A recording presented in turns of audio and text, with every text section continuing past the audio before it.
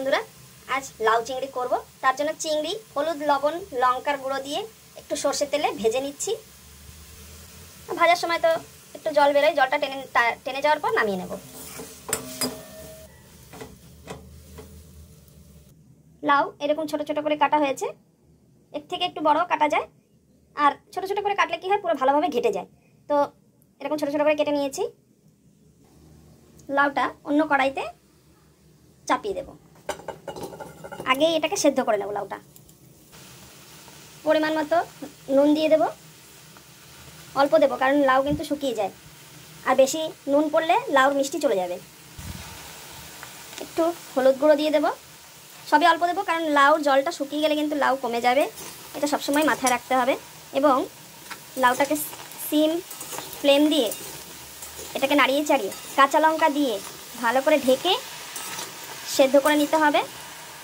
এবার দিয়ে দেবো কাঁচা লঙ্কা, জলটা পুরো টানিয়ে দেব।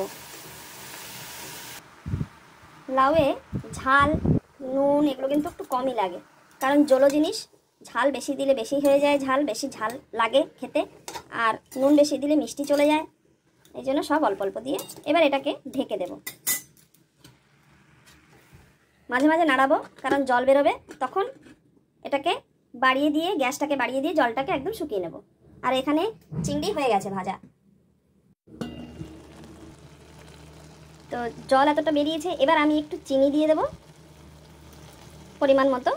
যদি চিনি দিতে ইচ্ছে হয় তাহলে চিনি দিয়ে নেবে, নাহলে লাউ যদি মিষ্টি থাকে তাহলে তো কোনো চিনির দরকারই নেই। এবার লাউটাকে ভালো করে এরকম এই খুন্তি দিয়ে ভালো করে কেটে কেটে, ছোট তো আছেই, তারপরে আবার এটাকে এরকম কেটে কেটে দিতে হবে, পুরো ঘেটে যাবে আর কি। ভালো করে ঘেটে নিয়ে এবার দিয়ে দেব চিংড়ি। এবার এই জল থাকতে থাকতেই চিংড়ি দিয়ে দেব, যাতে চিংড়ির মধ্যে লাউর জলটা ভালো করে ঢুকে যায়।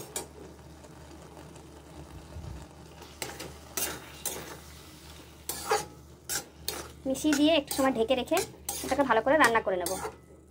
যেহেতু চিনি দেওয়া আছে আর গাছের লাউ থাকলে তো এমনি মিষ্টি হয়, সেই সব মিষ্টিগুলো ভালোভাবে চিংড়ির মধ্যে ঢুকে যাবে এবং চিংড়ির স্বাদটা লাউর মধ্যে ঢুকবে। এবার ঢেকে দিলাম, থাক আরও একটু গামাখো গামাখো হয়ে যাবে, টানিয়ে নেব জলটা।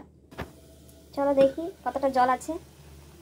এখনও জল আছে, কিন্তু এই জলটাই আমাদের নামিয়ে নিতে হবে। এই জলটা নিয়েই, নাহলে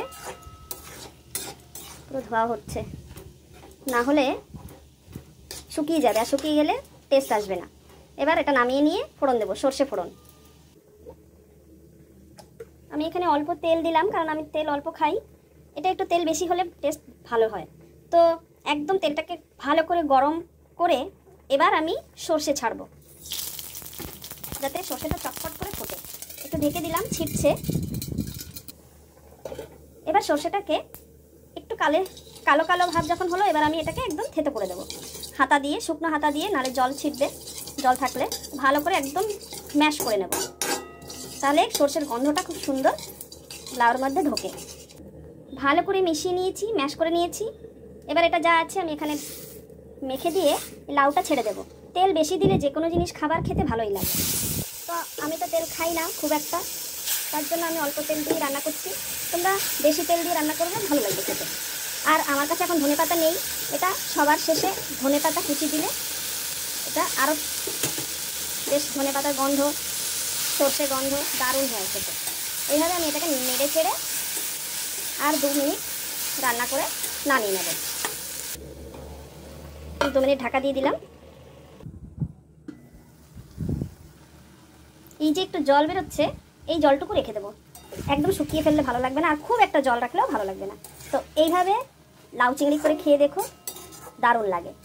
গরম ভাতে, পরোটায় বা লুচি পুরিতে। তো আমার লাউ রান্না শেষ, এবার আমি নামিয়ে নেব, গ্যাসটা অফ করে দিলাম। তোমাদের রেসিপিটি কেমন লেগেছে অবশ্যই কমেন্ট করে জানিও, আর এটা করে খেয়ে দেখো, সত্যিই ভালো লাগে খেতে।